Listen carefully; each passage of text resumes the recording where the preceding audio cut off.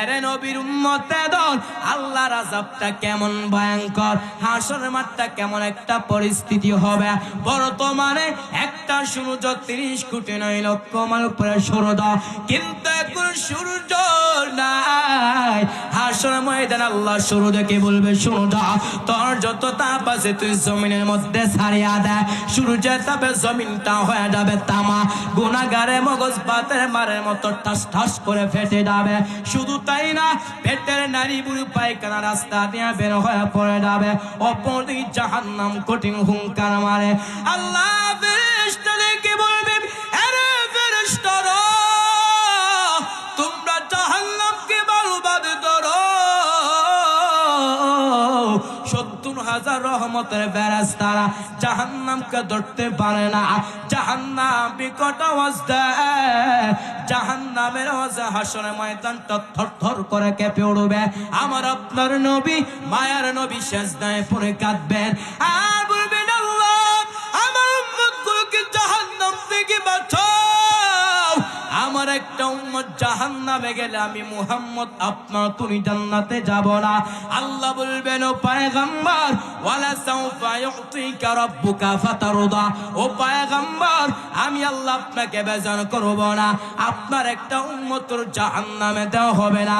আমার আল্লাহ তাআলা কুদ্দুতি হাতের মাধ্যমে সামান্য একটু পানি দিয়ে ফেরেশতাদেরকে বলবেন, আরে ফেরেশতারা তোমরা জাহান্নামে গিয়ে পানিটা ছিটা দাও। ফেরেশতারা যখন জাহান্নামে গিয়ে পানিটা ছিটা দেবে, জাহান্নাম পিছনে বাঁকতেছে। ফেরেশতা বলবে, আরে মালিক, যেই জাহান্নামকে 70,000 রহমতের ফেরেশতারা জাহান্নামকে ধরতে পারে না, এটা কেমন পানি দিছ?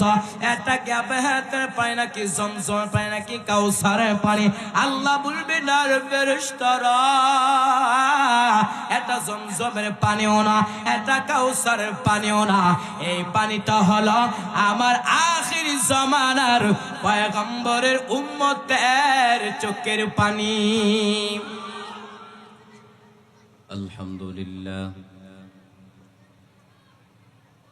আলহামদুলিল্লাহিল্লাযী জাআলা আশ-শামসা ওয়াল কমরা বিহিসবান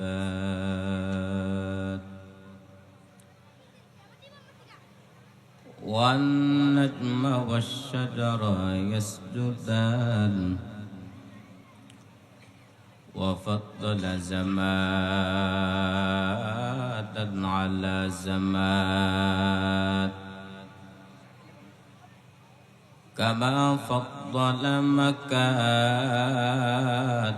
على مكاد وإنسانا على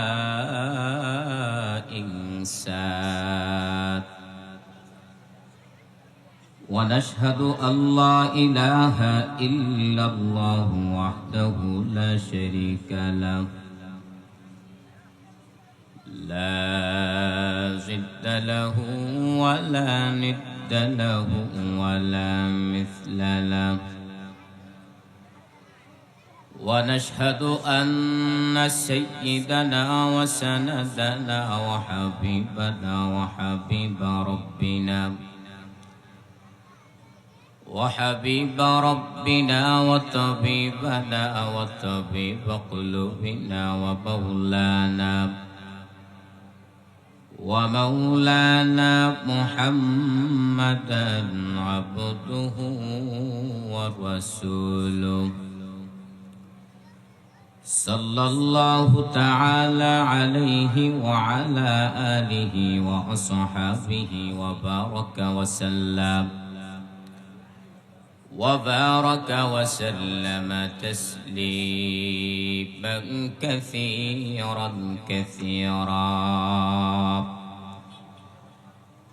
الذي أرسله الله تعالى بالحق بشيرا ونذيرا وداعيا إلى الله بإذنه وسراجا منيرا أما بعد فأعوذ بالله من الشيطان الشيطان الرجيم بسم الله الرحمن الرحيم يا أيها الذين آمنوا هل أدلكم على تجارة تنجيكم من عذاب أليم تؤمنون بالله ورسوله وتجاهدون في سبيل الله بأموالكم وأنفسكم ذلكم خير لكم إن كنتم تعلمون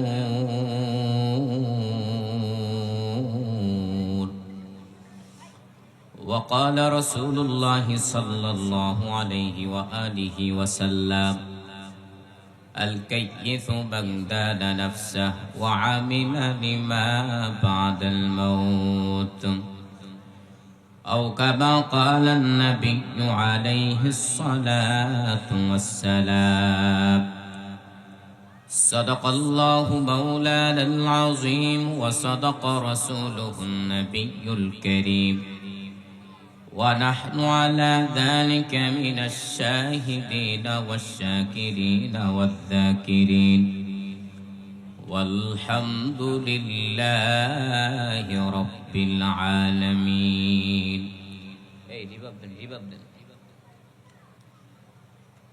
مومن جو فدا نقش کفی پائے نبی ہو مومن جو فدا نقش کفی پائے نبی ہو زیر قدم آج بھی عالم کا خزینہ ہو زیر قدم آج بھی عالم کا خزینہ گر سنت نبوی کی کرے پیروی امت گر سنت نبوی کی کرے پیروی امت توفہ سے نکل جائے گا پھر اس کا پسینہ توفہ سے نکل جائے گا پھر اس کا پسینہ عاشق ہو بیدرن شہنشاہ دو عالم عاشق ہو بیدرن شہنشاہ دو عالم مشکو سے زیادہ مبارک اس کا پسینہ مشکو سے زیادہ مبارک اس کا پسینہ سبحانك لا علم لنا إلا ما علمتنا إنك أنت العليم الحكيم الإنصاف কারিমিয়া হাফিজা মাদ্রাসার উদ্যোগে 20 নভেম্বর 2025 রোজ বৃহস্পতিবার মহতী মাহফিলে সম্মানিত সভাপতি প্রধান অতিথি বিশেষ অতিথিবৃন্দ জাতির মাতার মুকুট আরাসাতুল আম্বিয়া হযরত উলামায়ে কেরাম দূর দূরান্ত থেকে আল্লাহ পাকের আশিকিন জাকিরিন শাকিরিন মুহিব্বিন মুরব্বিন আযম আমার সমবয়সী কলিজার টুকরা যুবক বন্ধু হ্যাঁ স্নেহের ছোট ভাই পর্দার অন্তরে শ্রদ্ধেয় সম্মানিত মা ও বোনেরা দয়াম আল্লাহ রাব্বুল আলামিনের শঙ্কর শুকর ও সুজুদ যে আল্লাহ রাব্বুল আলামিন বড় মায়া করে শঙ্কর অনুগ্রহ করে বিশাল বড় মজমায় কিছু কথা বলার শোনার তৌফিক দান করেছেন এজন্য অন্তরস্থল থেকে কালিমাতুশ শুকর আদায় করি আলহামদুলিল্লাহ টঙ্গী এলাকার মানুষ কি বেজার নাকি আমি আসাতে হ্যাঁ তো খুশির আওয়াজ তো হিসেবে জোড়া হওয়ার কথা ছিল এই যে ঢাকার প্রাণ কেন্দ্রে টঙ্গী শহরের অবস্থিত এত সুন্দর একটা প্রোগ্রাম তারা ব্যবস্থা করে দিয়েছে এটা অনেক বড় একটা নিয়ামতের বিষয় বুঝতে পারছেন ঢাকা অনেক জায়গায় বয়ান করে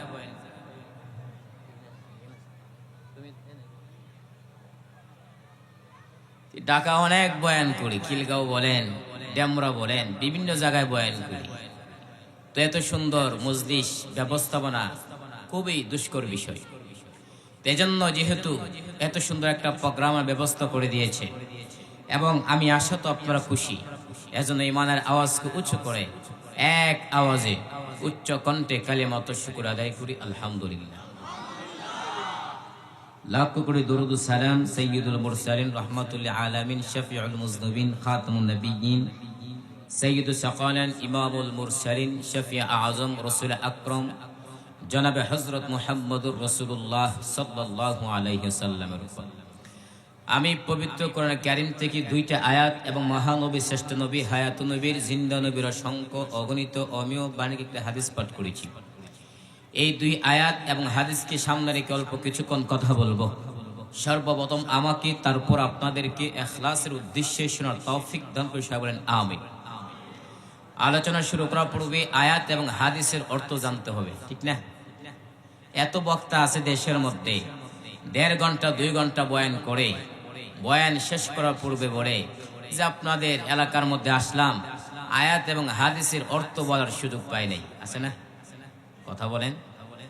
এজন্য বক্তার কিছু দায়িত্ব আছে। যেই সকল আলোচক বয়ান করবে, যদি তার কোনো বিষয়ভিত্তিক থাকে, জাতির সামনে সেই বিষয়ভিত্তিক উল্লেখ করা, আর যদি বিষয়ভিত্তিক উল্লেখ না থাকে, কমপক্ষে যে খুতবার মধ্যে আয়াত পাঠ করে ওই আয়াত এবং হাদিসের অর্থ বলে দেওয়া জরুরি, ঠিক না? আল্লাহ বলেন, ইয়া আইয়ুহাল্লাযিনা আমানু, হে ঈমানদাররা, আল আদুল্লুকুম আলা তিজারা, আমি আল্লাহ কি তোমাদেরকে এমন একটা ব্যবসার প্রতি ইশারা করব, তুনজিকুম মিন আযাবিন আলিম, যেই ব্যবসার মাধ্যমে তোমরা আমার আযাব থেকে মুক্তি পাইবে। সুবহানাল্লাহ বলেন, আর জোরে বলেন। তো ব্যবসাগুলো কি? তুমিনুনা বিল্লাহি ওয়া রাসূলিহি, 1 নাম্বার আল্লাহকে বিশ্বাস করবা, 2 নাম্বার হচ্ছে ওয়া রাসূলিহি, এবং তার রাসূলকে বিশ্বাস করবা, ওয়া তুজাহিদুনা ফি সাবিলিল্লাহি বিআমওয়ালিকুম ওয়া আনফুসিকুম, এবং তোমরা আল্লাহর রাস্তায় জিহাদ করবা। তো জিহাদ কয়ভাবে করবা? সরাহাতান আয়াতের মধ্যে 2 ভাবে উল্লেখ আছে। কয়ভাবে? একটা হচ্ছে সম্পদের মাধ্যমে জিহাদ, আর একটা হচ্ছে নিজের জীবনকে রণাঙ্গনে বিলীন করে দেওয়ার মাধ্যমে জিহাদ। যালিকুম খায়রুল লাকুম, ওইগুলোর মধ্যে কল্যাণ রয়েছে, ইন কুনতুম তা'লামুন, যদি তোমরা জানো। এবার নবী বলেন, আল কাইয়িসু মান দানা নাফসা ওয়া আমিলা লিমা বা'দাল মাউত, সৌভাগ্যবান ব্যক্তি যে নাকি মৃত্যু হওয়ার পর কি হবে ওই বিষয় নিয়ে চিন্তা ফিকির করে। এবার হাদিসের অর্থ যদি আপনারা জেনে থাকেন, আমার কথার জবাব দেন। সৌভাগ্যবান কারা? যারা দুনিয়া নিয়ে চিন্তা ফিকির করে। হ্যাঁ না, সৌভাগ্যবান তারাই যারা দুনিয়া থেকে বিদায় হওয়ার পরে কি হবে ওই বিষয় নিয়ে চিন্তা ফিকির করে। এই হচ্ছে 2টা আয়াত এবং হাদিসের অর্থ। এবার আসেন ভিন্ন আলোচনা। আল্লাহ দিনটাকে ব্যবসার সাথে সাদৃশ্য করলেন কেন? আল্লাহ তাআলা যদি ইচ্ছা করতেন অন্য কিছু পারতেন না? ক্ষমতা আছে। তারপর আল্লাহ দিনটাকে ব্যবসার সাথে সাদৃশ্য করলেন কেন? তার 1 নাম্বার জবাব হচ্ছে, দুনিয়ার ব্যবসার মাধ্যমে বান্দা জীবিকা আহরণ করতে পারে, আর আখিরাতের ব্যবসার মাধ্যমে বান্দা আল্লাহর আযাব থেকে মুক্তি পায়। সুবহানাল্লাহ বলেন। যে চাহিদার ক্ষেত্রে মানুষ দুনিয়ার পাগল। কিসের পাগল? দুনিয়ার পাগল।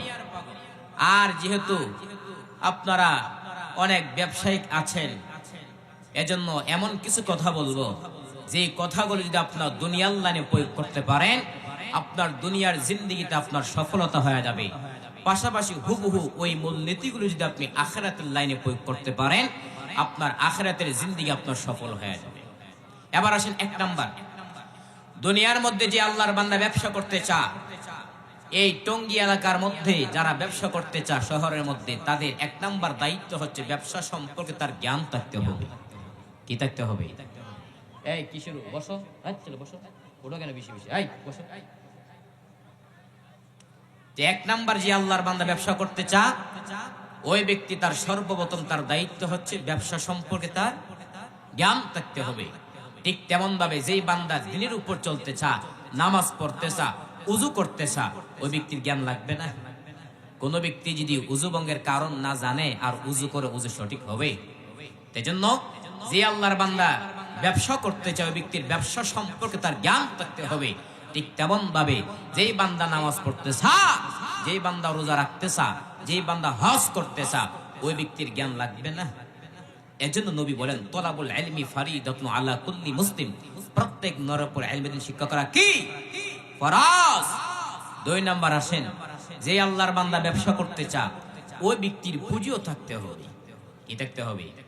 কোন ব্যক্তি যদি পুঁজি না থাকে ব্যবসার মধ্যে নামে সফলতা আসবে?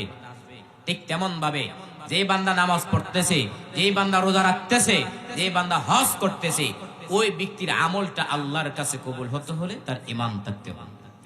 ঈমান যদি না থাকে আমল করে কোনো লাভ হবে? এটা কোরআনের কথা, ওয়াল্লাযিনা কাফারু আ'মালুহুম কাসারাবিন বিকিআতিন, যারা কাফের তাদের আমলনামা মরুচিকার মতো শূন্য হয়ে থাকবে। আপনারা তো মরুভূমি চিনেন না, জানেন না। যখন আপনারা ঢাকা শহর ছেড়ে যখন আপনারা দেশে গ্রামে যাবেন তখন মরুভূমি দেখবেন, ঠিক না?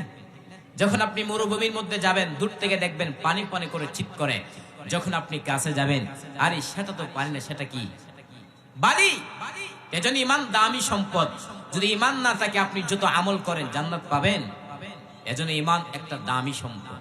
আমি আপনি ওযু ভঙ্গের কারণ জানি, আমি আপনি নামাজ ভঙ্গের কারণ জানি, কিন্তু একদিন কি চিন্তা ফির করেছেন যে ঈমান ভঙ্গের কারণ কয়টা? কেউ জানেন? আজকে আমি 2টা বলে যাই। 1 নাম্বার হচ্ছে আল্লাহ আপনার উপর যতগুলো বিধান আরোপিত করেছেন ওই বিধানকে যদি আপনি অস্বীকার করেন ঈমান থাকবে? আরো জোরে বলেন। 2 নাম্বার হচ্ছে আল্লাহর হুকুম আহকামের ক্ষেত্রে যতগুলো বিধান আপনার উপর আরোপিত হয়েছে ওই হুকুম আহকামকে যদি আপনি বাঁকা নজর দিয়ে তাকান ঈমান থাকবে? এজন্য এই যে ঈমান অনেক দামি সম্পদ। এজন্য ঈমান বাঁচিয়ে রাখা অনেক কষ্টের বিষয়। আমরা ছাত্র জমানায় বলতাম যে এমন একটা সময় আসবে যেদিন হাতের তালুর মধ্যে আগুনের আঙ্গার রাখা যেমন কষ্টকর হবে, এমন একটা দিন আসবে যেই দিন ঈমান বাঁচিয়ে রাখা এত কষ্টকর হবে। এই সময়টা বর্তমানে আমার আপনার সামনে উপনীত হয়েছে। এজন্য এই যে 2টা মূলনীতি বললাম, এই 2টা মূলনীতির উপর আমার আপনার কখন আমল করা সম্ভব হবে? যখন আমার আপনার ভিতরে ধৈর্য থাকবে। কি থাকবে? আর যখন ধৈর্য ধারণ করতে পারবো আল্লাহ তাআলা আমাকে আপনার বিনা হিসাবে জান্নাত দান করবে। আরো জোরে বলেন। আল্লাহ তাআলা বলেন ইন্নামা ইউওয়াফাস সাবিরুনা আজরাহুম, ইন্নামা ইউওয়াফাস সাবিরুনা আজরাহুম বিগাইরি হিসাব।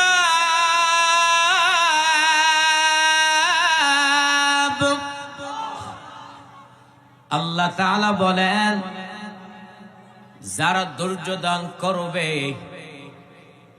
আমি আল্লাহ ওই বান্দাদেরকে বিনা হিসাবে জান্নাত দান করব।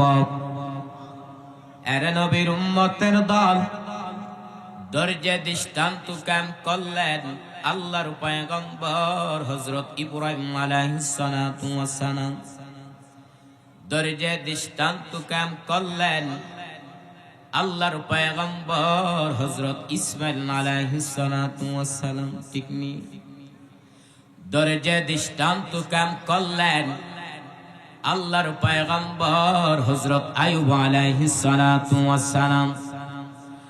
আইয়ুব নবীর টাকা পয়সা অভাব নাই, সন্তানের অভাব নাই, শয়তান দেখিয়া মাথা গরম, কিন্তু আইয়ুব আলাইহিস সালাম এমন ভাবে একটা সিরিয়াল করলেন যেন একটা সেকেন্ড আমার ঘরে আল্লাহর জিকির ছাড়া যেন না যায়।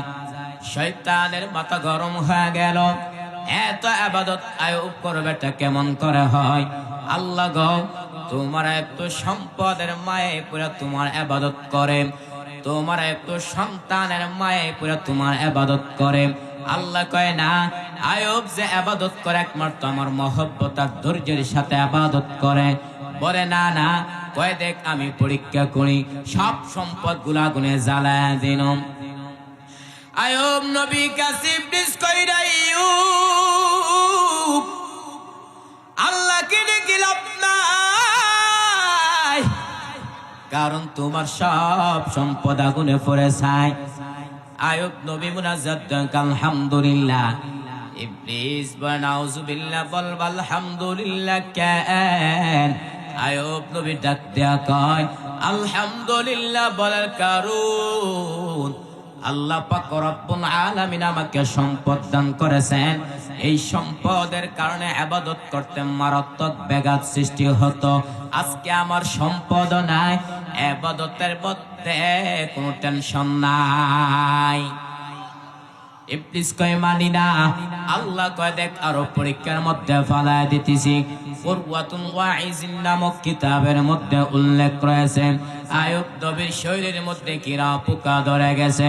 একদিন আয়ুব তাকায় দেখে তার জিহ্বার মধ্যে পোকা।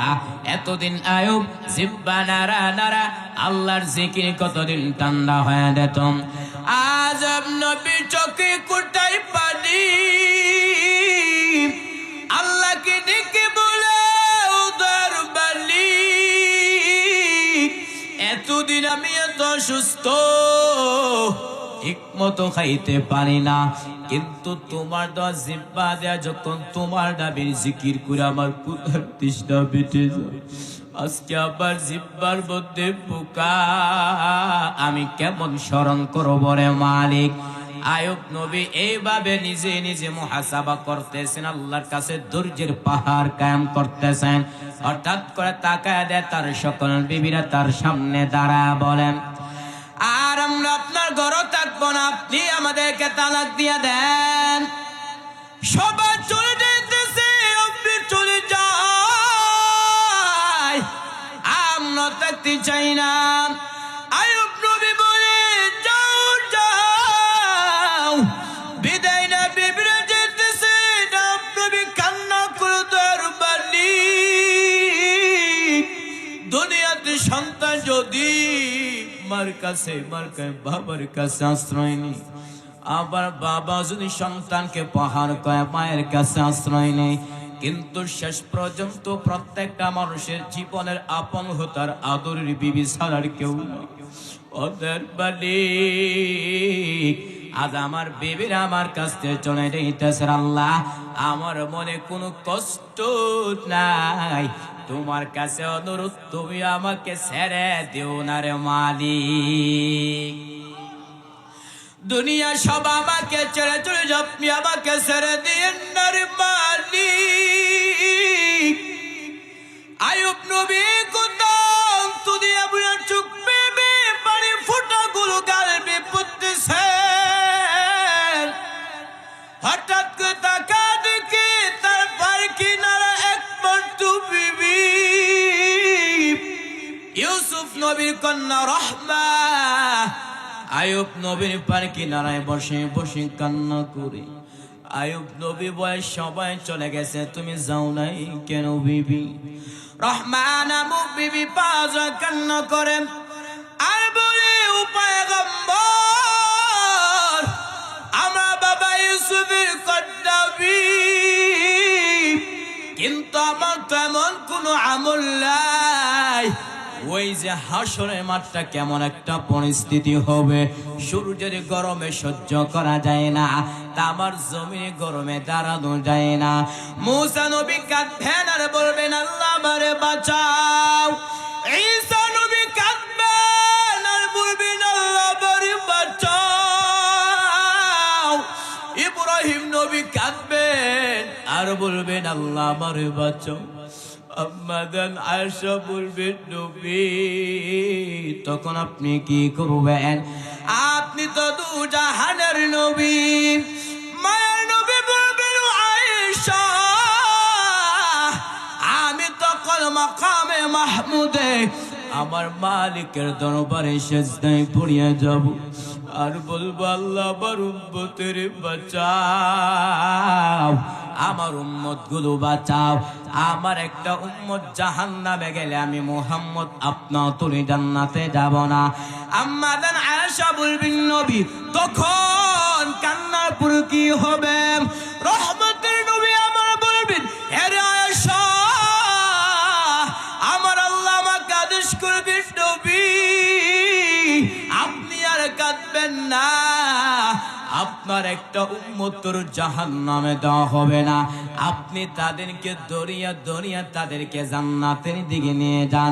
আম্মাদান আয়েশা বলবেন নবী কোটি কোটি মানুষের মধ্যে আপনার উম্মতগুলো কেমনে বাছাই করবেন? মায়ার নবী বলবেন, ও আয়েশা, আমার উম্মত যারা 5 বেলা উযু করিয়া 5 ওয়াক্ত নামাজ পড়েছে, ওদের উযুর অঙ্গগুলো কিয়ামতের ময়দানে নূরের আলোতে ঝলমল করতে থাকবে। আমি নবী ওদেরকে দুনিয়া দুনিয়া তাদেরকে জান্নাতের দিকে নিয়ে যাব। রহমান আবু বিবি পাঁচ কান্না করে আর বড় পয়গম্বর আমার বাবা ইউসুফের কদ্দাবি, কিন্তু আমার তো এমন কোন আমল নাই। ওই দিন যদি আমি রহিমাকে আল্লাহ কাট গদার করবে, রহিমা কি বললে এসেছ? আমি বলবো, আল্লাহ আমার এমন কোনো আমল নাই, তবে আমি আপনার আদরের পয়গম্বর আয়ুব নবীর স্ত্রী ছিলাম। আল্লাহ হয়তো মায়ার নজর দিয়া তাকাইয়া আমি রহিমাকে আল্লাহ মাফ করে দিতে পারে। এরে নবীর উম্মতের দল, তারা যেমন ভাবে ধৈর্য ধারণ করেছেন, যদি আমি আপনি ধৈর্য ধারণ করতে পারি, তাহলে ওই যে 2টা মূলনীতি বললাম, 1 নম্বরে যেই বান্দা ব্যবসা করতে চায়, ওই ব্যক্তির জন্য ব্যবসার জন্য যেমন ভাবে জ্ঞান থাকা জরুরি, ঠিক তেমন ভাবে যেই বান্দা নামাজ পড়তে চায়, যেই বান্দা রোজা রাখতে চায়, যেই বান্দা হজ করতে চায়, ওই ব্যক্তির জন্য জ্ঞান লাগবে কিনা? আরো জোরে বলেন। 2 নম্বরে যেই বান্দা ব্যবসা করতে চায়, ওই টঙ্গী এলাকার মধ্যে যে আল্লাহর বান্দা ব্যবসা করতে চায়, ওই আল্লাহর বান্দার জন্য পুঁজি লাগবে কিনা? আর জোরে বলেন। ঠিক তেমন ভাবে যেই বান্দা নামাজ পড়তেছে, যেই বান্দা রোজা রাখতেছে, যেই বান্দা হজ করতেছে, ওই ব্যক্তির আমলটা আল্লাহর কাছে কবুল হতে হলে তার ঈমান লাগবে কিনা? আর জোরে বলেন। 3 নম্বরে যেই বান্দা ব্যবসা করতে চায়, ওই ব্যক্তির জন্য চেষ্টা লাগতে হবে। ঠিক তেমন ভাবে যেই বান্দা নামাজ পড়তে চায়, যেই বান্দা দিনের কাজ করতে চায়, লাগবে কিনা? আর যে আল্লাহর বান্দা চেষ্টা করতে পারবে, আমার আল্লাহ ওই বান্দার জন্য অনেক গুণ রাস্তা দেখা দিবে।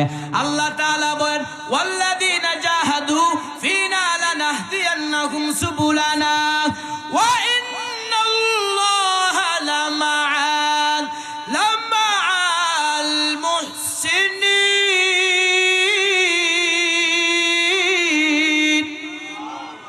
আল্লাহ বলেন, যারা আমি আল্লাহকে পাওয়ার উদ্দেশ্যে চেষ্টা করবে, আমি আল্লাহ ওই বান্দার জন্য অনেক গুণ রাস্তা দেখা দেয়। এরে নবীর উম্মতের দল, সাহাবায়ে কেরামের কথা বাদ দিলাম, 4 জন ইমাম। কয়জন ইমাম? আরো জোরে বলেন। 1 নম্বরে ইমাম আজম আবু হানিফা, 2 নম্বরে ইমাম শাফি রহমাতুল্লাহি আলাইহি, 3 নম্বরে ইমাম আহমদ বিন হাম্বল রহমাতুল্লাহি আলাইহি, 4 নম্বরে ইমাম মালিক রহমাতুল্লাহি আলাইহি। এরে নবীর উম্মতের দল, তারা এক একজন কত বড় বুজুর্গ।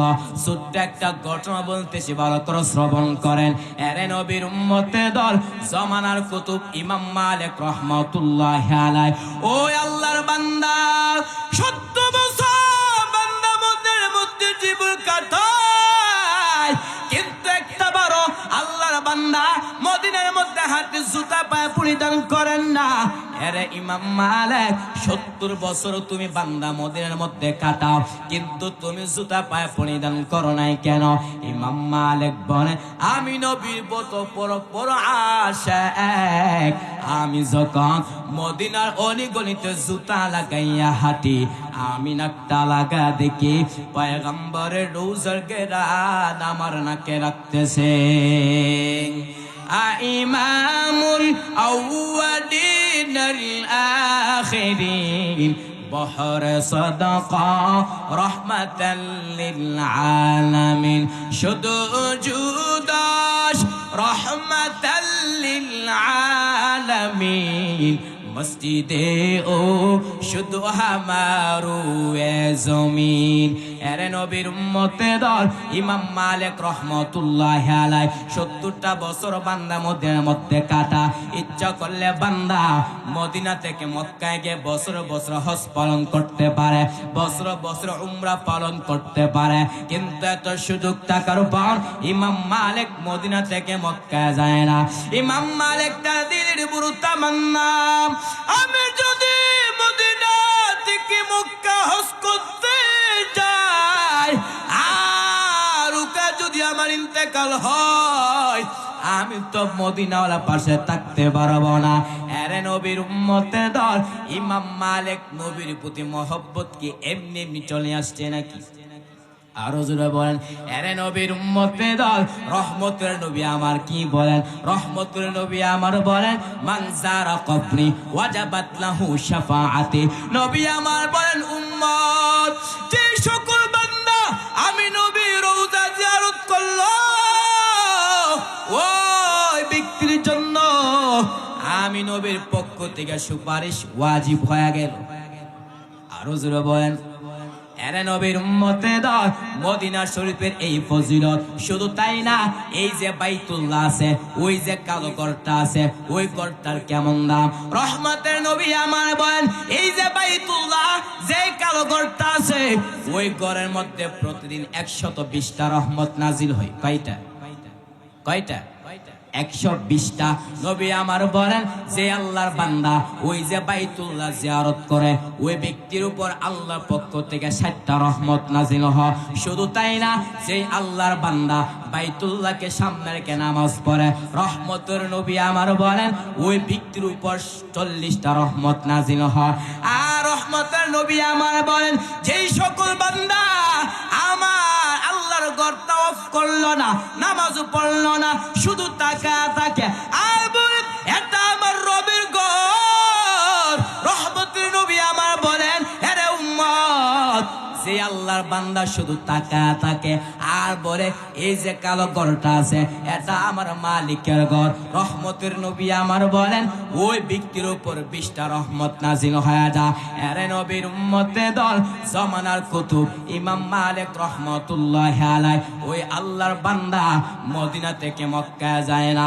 ইমাম মালিক তার দিলের বুড়ো তামান্না, আমি যদি মদিনা থেকে মক্কা হজ করতে যাই আর ওকে যদি আমার ইন্তেকাল হয় আমি তো মদিনার পাশে থাকতে পারবো না। এরে নবীর উম্মতের দল একদিন ঘুমের ঘরে ইমাম মালিকের সাথে নবীর মোলাকাত হয়ে গেছে। আল্লাহু আকবার বলেন, চিল্লায়া বলেন। ইমাম মালিক নবীর সাথে কথা শুরু করে দিলেন। ইমাম মালিক বলেন, ওগো রহমতের নবী, আজকে আপনার সাথে আমার অন্য কোনো বিষয়ে কথা না। ও পয়গম্বর, আপনি আমাকে জানায় দেন আমার হায়াতটা কত? রহমতের নবী আমার ডান হাত উঁচু করে 5টা আঙ্গুল দেখায় দিছে। দেখানোর পরে ইমাম মালিকের ঘুম ভেঙে গেছে। ইমাম মালিক টেনশনের মধ্যে পড়ে গেলেন। রহমতের নবী আমার ডান হাতের 5টা আঙ্গুল দ্বারা কি বোঝাইছে? 5টা বছর নাকি 5টা দিন নাকি 5টা মাস? ইমাম মালিক টেনশনের মধ্যে পড়ে গেলেন। ইমাম মালিক তার খাদেমকে বললেন, এ খাদেম, জলদি করে আল্লামা ইবনে সিনার কাছে যাও, তার কাছে যাইয়া স্বপ্নের ব্যাখ্যা জানো, তবে আমার নাম ইমাম মালিক বলবা না। খাদেম দৌড়াইয়া আল্লামা ইবনে সিরিনকে সুন্দর করে সালাম দিল আর বলতে লাগলো, এক আল্লাহর বান্দার সাথে ঘুমের মধ্যে নবীর মোলাকাত হয়ে গেছে। ও আল্লাহর বান্দা, নবী কি প্রশ্ন করলেন, ওগো রহমতের নবী, আমার হায়াতটা কত আপনি জানা দেন? রহমতের নবী আমার ডান হাত উঁচু করে 5টা আঙ্গুল দেখাইছে। এবার আপনি স্বপ্নের ব্যাখ্যা করেন, 5টা বছর নাকি 5টা দিন নাকি 5টা মাস? আল্লামা ইবনে সিরিন বলেন, যেই বান্দা স্বপ্ন দেখেছে তার নামটা বলতে হবে, কারণ হলো ওই ব্যক্তির অনুযায়ী স্বপ্নের ব্যাখ্যা দেওয়া হবে। দেওয়ানবাগির মতো কোন বেঈমান যদি বলে আমার নবী ডাস্টবিনের মধ্যে পড়ে আছে, আমি বলবো ওই বেঈমানের ঈমান ডাস্টবিনে পড়ে আছে।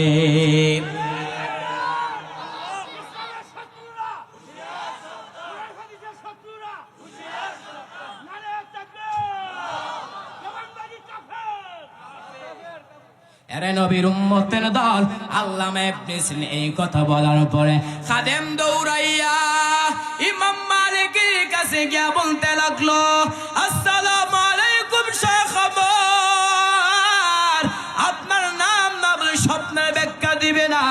ইমাম মালিক তার খাদেমকে বললেন, এ খাদেম, জলদি করে আমার নামটা বলে দাও। খাদেম দৌড়াইয়া আল্লামা ইবনে সিরিনকে বলতে লাগলো, এই স্বপ্নটা ইমাম মালিক দেখেছেন। আল্লামা ইবনে সিরিন বলেন, আমিও মনে মনে ভেবেছিলাম যে এই স্বপ্নটা ইমাম মালিক ছাড়া অন্য কেউ দেখতে পারে না। আল্লামা ইবনে সিরিন বলেন, রহমতের নবী আমার ডান হাতের 5টা আঙ্গুল দ্বারা বুঝাইছেন 5টা বিষয় এমন আছে যে 5টা বিষয় সম্পর্কে আল্লাহ সারা দুনিয়াতে কেউ জানে না। 1 নম্বরে, একটা মানুষ আগামীকাল কি রুজি করবে, কি খাবে, কে জানে? আরো জোরে বলেন। 2 নম্বরে, আগামীকাল বৃষ্টি হবে নাকি হবে না, কে জানে? 3 নম্বরে, মায়ের গর্ভের সন্তানটা ছেলে হবে নাকি মেয়ে হবে, কে জানে? 4 নম্বরে, মায়ের গর্ভের সন্তানটা ছেলে হবে নাকি মেয়ে হবে, কে জানে? 5 নম্বরে, কিয়ামত কখন সংঘটিত হবে, কে জানে? এরে নবীর উম্মতের দল, এই স্বপ্নের ব্যাখ্যা জানার পর ইমাম মালিক তিনি মদিনা থেকে মক্কা যায় না। ইমাম মালিক তার দিনের বড় তামান্না, আমি যদি মদিনা থেকে মক্কা হজ করতে যাই, আর ওটা যদি আমার ইন্তেকাল হয়, আমি তো মদিনার পাশে থাকতে পারবো না। এরে নবীর উম্মতের দল, তারা যেমন ভাবে নবীকে মহব্বত করছে, নবী কি তাদের প্রতি কি কম মহব্বত ছিল নাকি? আরো জোরে বলেন। এরে নবীর উম্মতের দল, নবী আমার উম্মতের প্রতি কত মহব্বত ছিল। আম্মা আয়েশা বলেন, এরে আমার সাহাবায়ে কেরাম, আমি এবং রাসূল বিছানার মধ্যে শোয়ার পরে হঠাৎ করে দেখতে পাইলাম নবী আমার পাশে নাই। নবীকে খোঁজার জন্য হাঁটতে হাঁটতে গিয়ে দেখলাম রহমতের নবী আমার জান্নাতুল বাকির মধ্যে যাইয়া উম্মতের মাগফিরাত কামনা করতেছেন। আর আল্লাহ কি বলতেছেন, ইন তুআযিবহুম ফাইন্নাহুম ইবাদুক ওয়া ইন তাগফির লাহুম ফাইন্নাকা আনতাল আজিজুল হাকীম। আল্লাহ কাছে বলতেছেন, ও আল্লাহ, ইন তুআযিবহুম ফাইন্নাহুম ইবাদুক, ও আল্লাহ, তারাই তো আপনার বড় বান্দা। ওয়া ইন তাগফির লাহুম, যদি আপনি তাদেরকে ক্ষমা করে দেন, আপনি তো হচ্ছে প্রজ্ঞাময় পরাক্রমশালী। এর নবীর উম্মতের দল, যে রহমতের নবী আমার জান্নাতুল বাকির মধ্যে যাইয়া উম্মতের মাগফিরাত কামনা করে, ওই নবীর সুপারিশ ছাড়া কি জান্নাতে যাওয়া সম্ভব হবে? আরো জোরে বলেন, ওগো নবীর উম্মতেরা, ওয়ে জিদি সাহারা, কোরআন হাদিসের চলা যখন যাহা চাই মদে, নবী বিনে কে ধরাবে ফুল সিরাত মিজানে, নবী বিনে কে ধরাবে ফুল সিরাত মিজানে। এমদে এতিম নবী আমার, পিতা মাতা দেই যে তাহার, তার উপরেও তোমারা মরণ তাকে দুশ্মনে, নবী বিনে কে ধরাবে ফুল সিরাত মিজানে, নবী বিনে কে ধরাবে ফুল সিরাত মিজানে। এরে নবীর উম্মতের দল, তারা যেমন ভাবে চেষ্টা করেছেন, যদি আমি আপনি চেষ্টা করতে পারি, রাস্তা দেখাবে কে? আরো জোরে বলেন। আল্লাহ তাআলা বলেন, ওয়াল্লাযীনা জাহাদু ফীনা লানাহদিয়ান্নাহুম সুবুলানা ওয়া ইন্নাল্লাহা লামা'আল মুহসিনিন।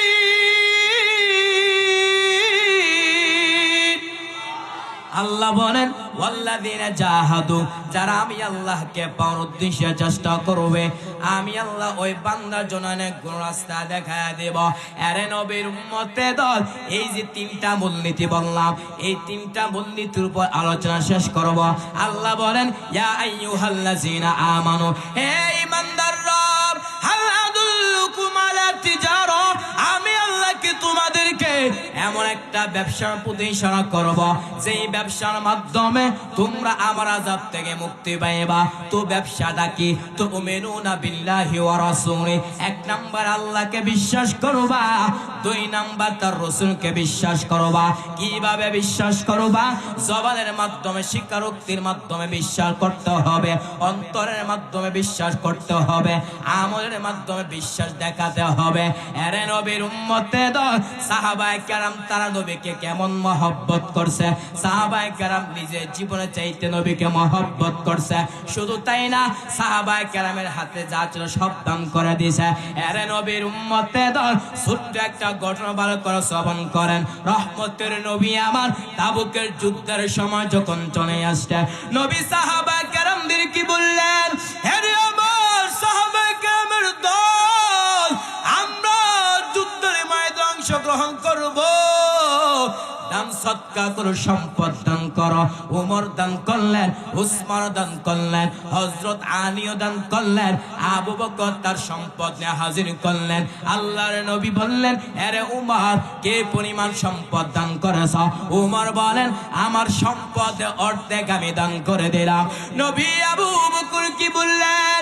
আরে আমার আবু বকর, কি পরিমাণ সম্পদ দান করেছ? আবু বকর ডাক দেয়া বলুন, পয়গম্বর, আমার ঘরের মধ্যে যা ছিল সব আমি দান করে দিলাম। নবী বললেন, আবু বকর, তোমার ঘরের মধ্যে কি কিছু নাই? আবু বকর ডাক দেয়া বলুন, পয়গম্বর, আমার আল্লাহ আপনি সারা দুনিয়ার মধ্যে কেউ না। ও পয়গম্বর, আমার যা ছিল সব আমি দান করে দিলাম। নবী আবু বকরের কথা শোনার পর আশ্চর্য হয়ে গেলেন। হঠাৎ করে জিবরাইল আমিন এসে হাজির। জিবরাইল আমিন বলেন, ও পয়গম্বর, আপনার সাহাবী আবু বকরকে আল্লাহ তাআলা সালাম দিয়েছেন আর বলেছেন, ও পয়গম্বর, আপনার সাহাবী আবু বকর তার মনের হালতটা কি? আল্লাহ জানার পর কেন বললেন?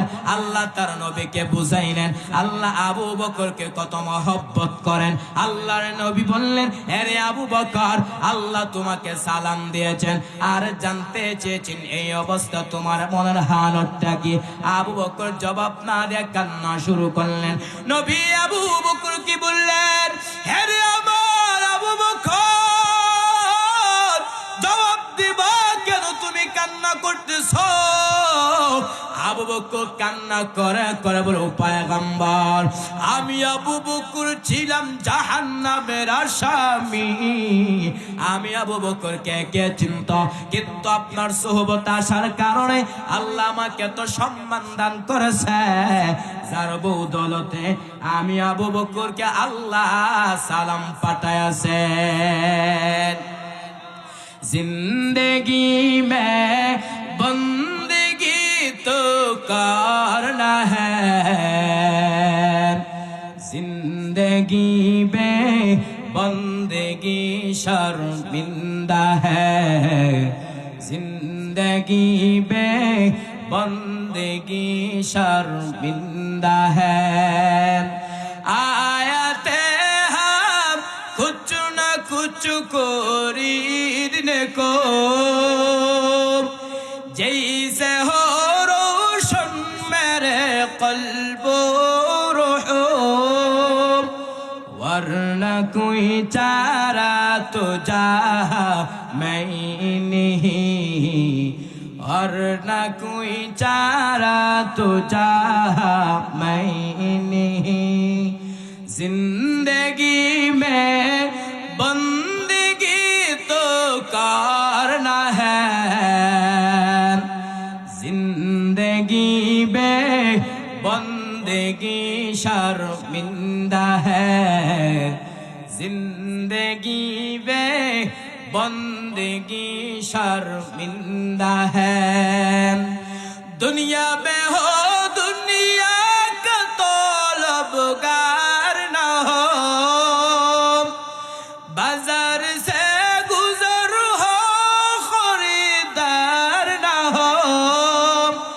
दुनिया एक मिसल कागज फूल है दुनिया एक मिसल कागज फूल है जिंदगी में बंदगी तो करना है जिंदगी में बंदगी शर्मिंदा है जिंदगी में बंदगी शर्मिंदा है अरे नबीर उम्मते दल साहाबाए केराम तारा नबीके कत मोहब्बत करेছে साहाबाए केराम ताদের জাত সব দান করেন মোহব্বত দেখাইছে কিনা আরো জোরে বলেন আরে নবীর উম্মতে দল সাহাবায়ে কেরাম শুধু সম্পদ দিছে তা না সাহাবায়ে কেরাম নিজের জীবনের চাইতে নবীকে মহব্বত করেছে এখন একটা ঘটনা বলবো চোখ দিয়ে যেন পানি আসে একটু চিন্তা ফিকির করবেন আরে নবীর উম্মতে দল ঘটনা শুরু করার পূর্বে আলোচনা চলবে কিনা আরো জোরে বলেন যারা যারা বলেন চলবে একটু সামনে একটু চলে আসেন লা ইলাহা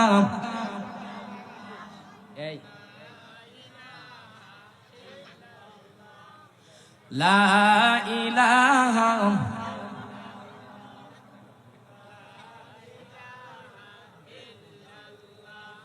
লা ইলাহা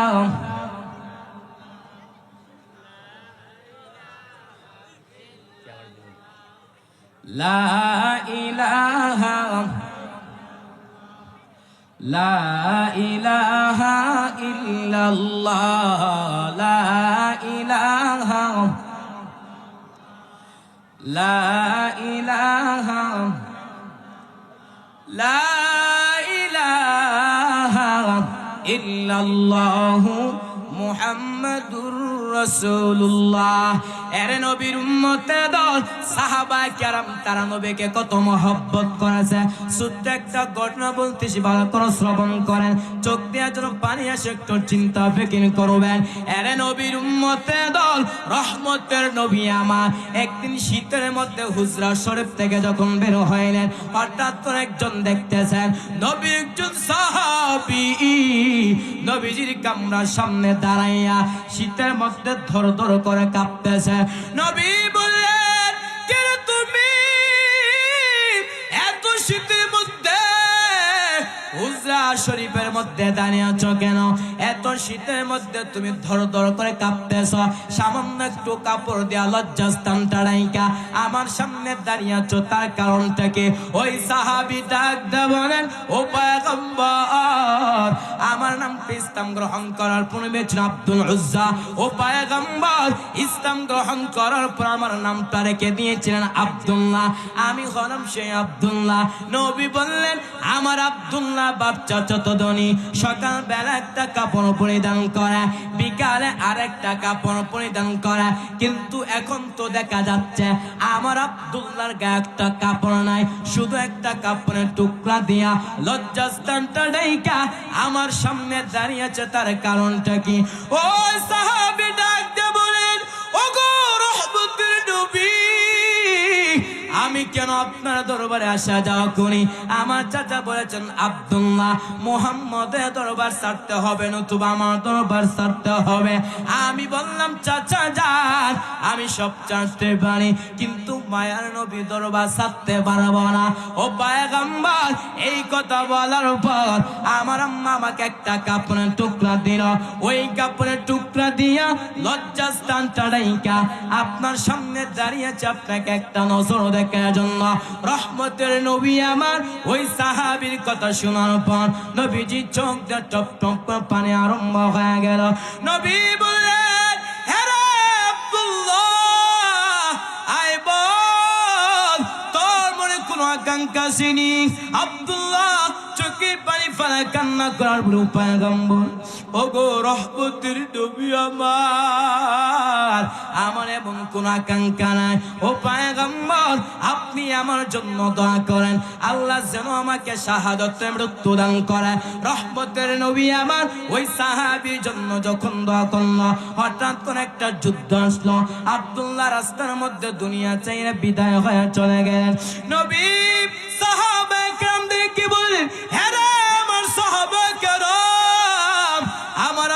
আব্দুল্লাহকে তোমরা সুন্দর করে গোসল করাও।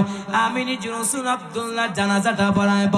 সাহাবায়ে কেরাম আব্দুল্লাহকে সুন্দর করে গোসল করানোর পর রহমতের নবী আমার আব্দুল্লাহ জানাজাটা পড়ানোর পর সাহাবায়ে কেরাম আব্দুল্লাহর লাশটা নিয়ে যখন কবরের কাছে উপস্থিত হয়ে গেলেন, রহমতের নবী আমার বললেন, এরে আমার সাহাবায়ে কেরাম, কেউ তোমরা কবরের মধ্যে প্রবেশ করব না, আমি নিজে রাসূল কবরের মধ্যে প্রবেশ করব।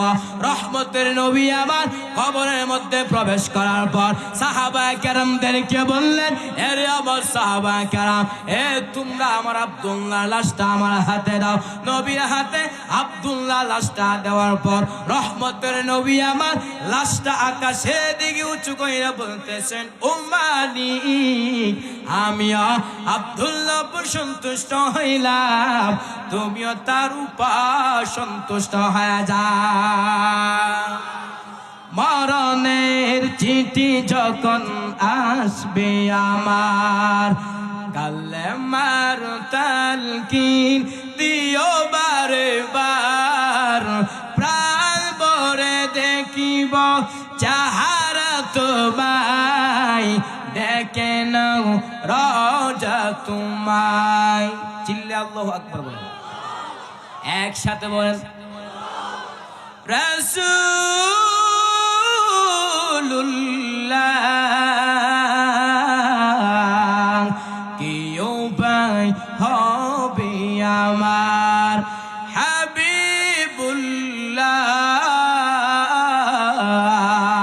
কি উপায় হবে আমার, ও মদিনার পথের ধুলি মাখতাম আমি ফেলে সুরমা বনি, ফিরে পেত নয়ন নূরের আধার, দেখে নাও রওজা তোমায়। রাসূলুল্লাহ কি উপায় হবে আমার, হাবিবুল্লাহ উপায় হবে আমার।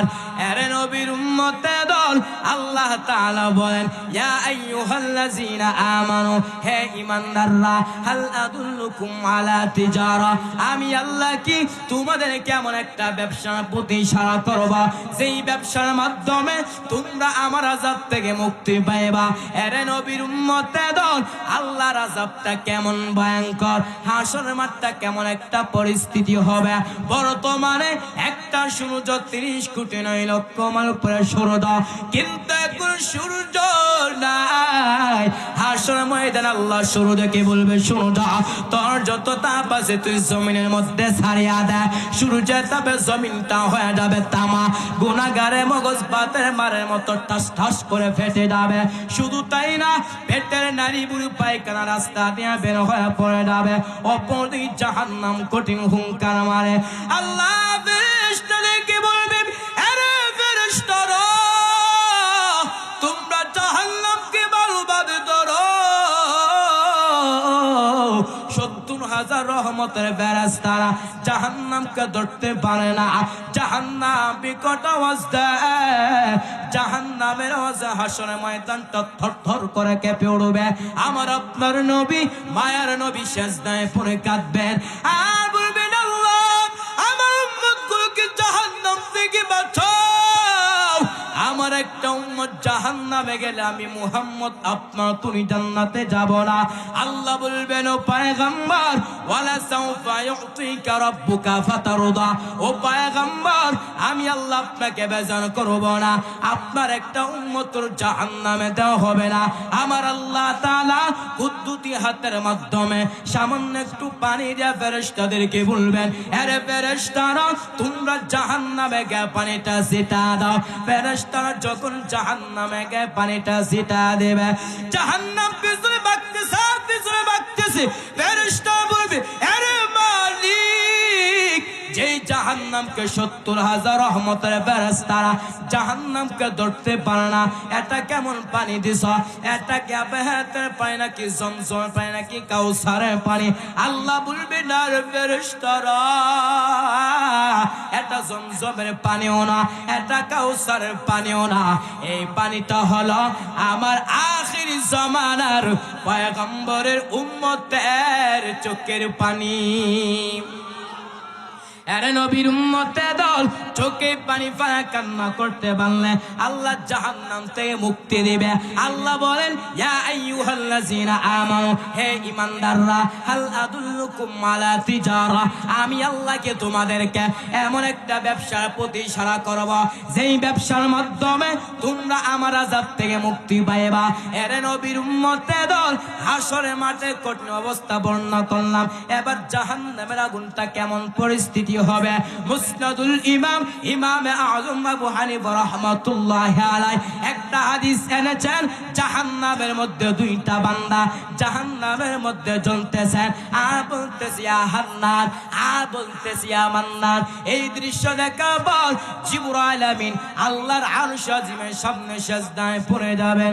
আমার মালিককে বলবে, ও মালিক, যেই জাহান্নামকে 70,000 রহমতের ফেরেশতারা জাহান্নামকে ধরতে পারে না, জাহান্নামের মধ্যে শুধু বলতেছি ইয়া হান্নান, আর বলতেছি ইয়া মান্নান। ও আল্লাহ, যদি ওয়াদা দেন ওই দুইটা বান্দাকে আপনার সামনে হাজির করব। আল্লাহ বলবে, জিবরাইল যাও জাহান্নামের মধ্য থেকে ইয়া হান্নান ইয়া মান্নান বললে ওয়ালা লোকগুলাকে আমার সামনে হাজির করো। জিবরাইল আমিন জাহান্নামের মালিক ফেরেশতাকে বলবে, এরে মালিক ফেরেশতা, জাহান্নামের মধ্যে ঢুকা যাও। জাহান্নামের মধ্যে ঢুকার পরে ইয়া হান্নান ইয়া মান্নান বললে ওয়ালা লোকগুলাকে আমার সামনে হাজির করো। মালিক ফেরেশতা জাহান্নামে প্রত্যেকটা আনাচে কানাচে খুঁজতে থাকবে, কিন্তু এই দুইটা বান্দার বডিগুলো খুঁজে পাবে না। মালিক ফেরেশতা জিবরাইল আমিনকে বলবে, আরে জিবরাইল আমিন, জাহান্নামের মধ্যে তো ওই দুইটা বান্দাগুলো তো খুঁজে পাইতেছে না। আবার জিবরাইল আমিন আল্লাহর আরশ আজিমের সামনে সিজদায় পড়ে যাবে। আমার মালিককে বলবে, ও মালিক, জাহান্নামের মধ্যে তো ইয়া হান্নান ইয়া মান্নান বললে ওরা লোকগুলো তো পাইতেছে না। আল্লাহ বলবে, জিবরাইল, ওই সময় আমার অনুমতি ছাড়া গিয়েছ, যাও যাও জাহান্নামের অমুক স্তরের মধ্যে গিয়ে দেখবা ওই দুইটা বান্দা জাহান্নামের মধ্যে জ্বলতেছেন। আর বলতেছি ইয়া হান্নান, আর বলতেছি ইয়া মান্নান, ওই দুইটা বান্দাকে আমার সামনে হাজির করো। জিবরাইল আমিন জাহান্নামের মালিক ফেরেশতাকে যখন বলবে, মালিক ফেরেশতা জাহান্নামের অমুক স্তরের মধ্যে গিয়ে দেখবে ওই দুইটা বান্দা জাহান্নামের মধ্যে জ্বলতে জ্বলতে একদম আগুনে আঙ্গার হয়ে গেছে। মালিক ফেরেশতা ওই দুইটা আঙ্গার জিবরাইল আমিনের কাছে যখন নিয়ে আসবে, জিবরাইল আমিন ওই দুইটা আঙ্গার আল্লাহর আরশ আজিমের সামনে যখন পেশ করা হবে, ওই দুইটা বান্দা বলবে, ও মালিক, যেই আল্লাহ আপনার জাহান্নাম এত ভয়ঙ্কর আমাদের সহ্য হচ্ছে না, ও আল্লাহ আপনি আমাদেরকে একটু জান্নাতের নিয়ামতটা দান করেন। আল্লাহ বলবে, বান্দা, আমি আল্লাহ তোর এত সুন্দর জমিন দিলাম, আমি আল্লাহ তো সুন্দর আসমান দিলাম। এত সুন্দর জমিন পাওয়ার পর, এত সুন্দর আসমান পাওয়ার পর, এত সুন্দর খাবার দেওয়ার পর, এত সুন্দর নিয়ামত দেওয়ার পর আমি আল্লাহর ইবাদত করতে পারো নাই। আবার তোমরা ধারণা করছো আমি আল্লাহ তোমাদেরকে অনর্থক বানালাম। আল্লাহ বল, আফা হাসিবতুম আন্নামা খালাকনাকুম আবাসা ওয়া আন্নাকুম ইলাইনা লা তুরজাউন।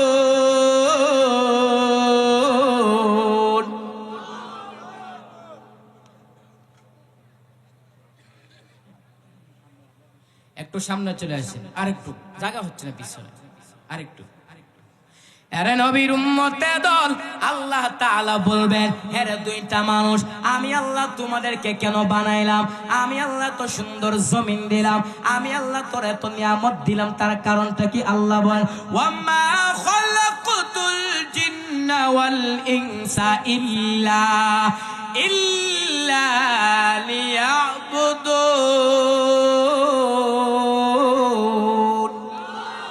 আল্লাহ বলবেন, এরে দুইটা মানুষ আমি আল্লাহ তোমাদেরকে বানাইলাম আমার ইবাদত করার জন্য। আজকে তোমরা আমার ইবাদত করতে পারো নাই, আজকে তোমাদের কি জান্নাত দেওয়া হবে না?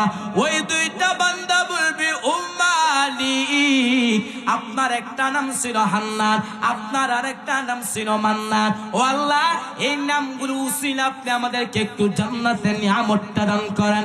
রহমতের নবী আমার বলেন, আল্লাহর সিফতি নামের উসিলায় ওই দুইটা বান্দাকে আল্লাহ জান্নাতের নিয়ামতটা দান করবেন। ইয়া ইলাহি তো মেরা মাবুদ হ্যায়, ইয়া ইলাহি তো মেরা মাশूक है, या इलाही मुझसे मुझको दूर कर, ताकि देखो मुझ में तुझको एक नजर। या इलाही तो मेरा हन्नान है, या इलाही तू मेरा मन्नान है। कुफ्र शिर्क मेरे दिल से दूर कर, मेरे दिल में इश्क हक गुलजार कर। এরে নবীর উম্মতে দল, আল্লাহ তাআলা বলেন, ইয়া আইয়ুহাল্লাযীনা আমানু, হে ঈমানদাররা, হাল আদুল্লুকুম আলা তিজারা, আমি আল্লাহকে তোমাদেরকে এমন একটা ব্যবসার প্রতি ইশারা করব যেই ব্যবসার মাধ্যমে তোমরা আমার আযাব থেকে মুক্তি পাইবা। এরে নবীর উম্মতে দল, আল্লাহর আযাব থেকে মুক্তি পাইতে হলে আল্লাহ বলেন, তুমিনুনা বিল্লাহি ওয়া রাসূলি, এক নম্বরে কাকে বিশ্বাস করবা? আর জোরে বলেন। দুই নম্বরে ওয়া রাসূল, এবং তার রাসূলকে বিশ্বাস করবা। এরে নবীর উম্মতে দল, সাহাবায়ে কেরাম তারা যেমন ভাবে বিশ্বাস দেখাইছেন, সাহাবায়ে কেরাম তারা নবীকে যেমন ভাবে বিশ্বাস দেখাইছেন, যদি আমি আপনি দেখাইতে পারি তাহলে আল্লাহ জাহান্নাম থেকে মুক্তি দিবে। এরে নবীর উম্মতে দল, এই দুনিয়ার মধ্যে থাকা অবস্থায় আমার আপনার হাতের মাধ্যমে গুনাহ হয়ে যাবে, আমার আপনার জবানের মাধ্যমে গুনাহ হয়ে যাবে। যদি আমি আপনি ক্ষমা চাইতে পারি, আল্লাহ মাফ করবে কিনা? আরো জোরে বলেন। এরে নবীর উম্মতে দল, আল্লাহ তাআলা বলেন, কুল ইয়া ইবাদিয়াল্লাযীনা আসরাফু, কুল ইয়া ইবাদিয়াল্লাযীনা আসরাফু আলা আনফুসিহিম লা তাকনাতু মির রাহমাতিল্লাহ, ইন্নাল্লাহা ইয়াগফিরুয الذنوب جميعا إنه هو الغفور الرحيم।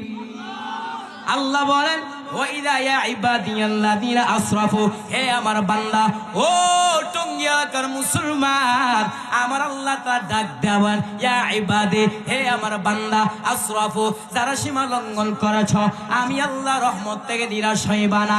এরে নবীর উম্মতে দল, দুনিয়ার সবাই যখন ঘুমায়া থাকে, আমার আল্লাহ প্রথম আসমানের মধ্যে হিসাব হয়, আলা মিন মুস্তারজিকিন ফাআরযুকাহু, আলা মিন মুস্তাগফিরিন ফাআগফির লাহু।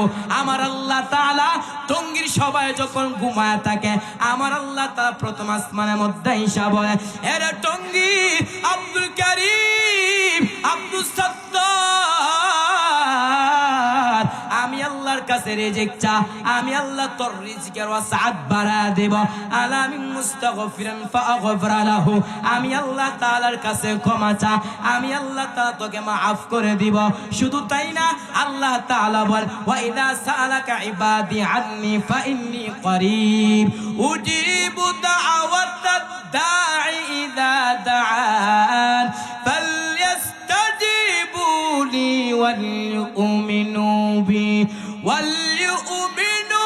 বি লাআল্লাহুম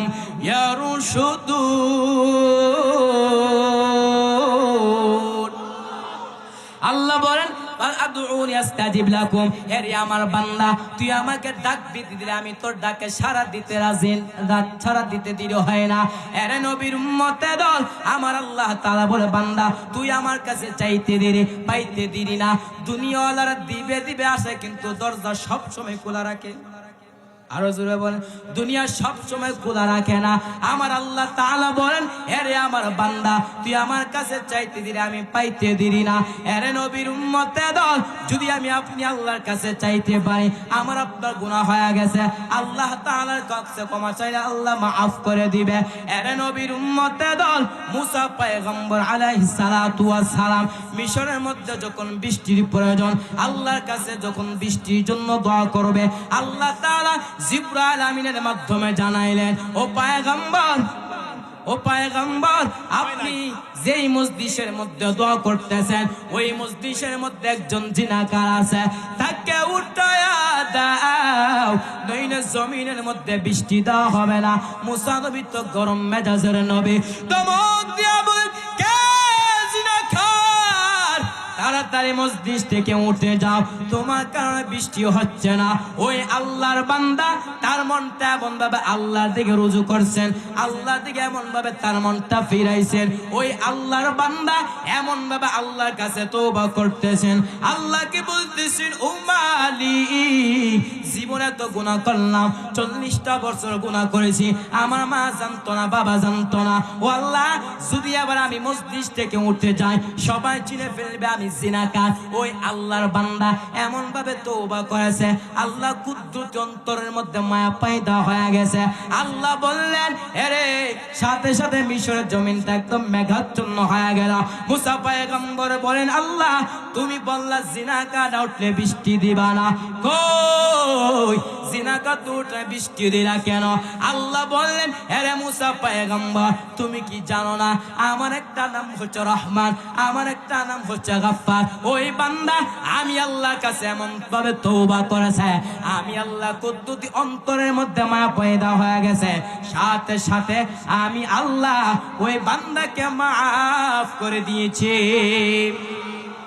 আরে নবীর উম্মতের দল, আল্লাহ তাআলা বলেন, ইয়া আইয়ুহাল্লাযিনা আমানু, হে ঈমানদাররা, হাল আদুল্লুকুম আলা তিজারা, আমি আল্লাহকে তোমাদেরকে এমন একটা ব্যবসার প্রতি ইশারা করব যেই ব্যবসার মাধ্যমে তোমরা আমার আযাব থেকে মুক্তি পাইবা। তো ব্যবসাগুলো কি? তুমিনুনা বিল্লাহি ওয়া রাসূলি, এক নাম্বার আল্লাহকে বিশ্বাস করবা, দুই নাম্বার তার রাসূলকে বিশ্বাস করবা। কিভাবে বিশ্বাস করবা? অন্তর দিয়ে স্বীকারোক্তির মাধ্যমে বিশ্বাস দেখাইলাম, অন্তরের মাধ্যমে বিশ্বাস দেখাইলাম, অথবা আমলের মাধ্যমে বিশ্বাস দেখানো প্রয়োজন কিনা? কথা বলেন, আমল দিয়েও দেখাতে হবে। এরে নবীর উম্মতের দল, আলোচনা আরো অনেকক্ষণ চলবে। অর্থাৎ সাহাবায়ে কেরাম তারা যেমন ভাবে নবীর মহব্বত দেখাইছে, অন্তর দিয়া বিশ্বাসের মাধ্যমে দেখাইছে, জবান দিয়া স্বীকারোক্তি করছে কিনা?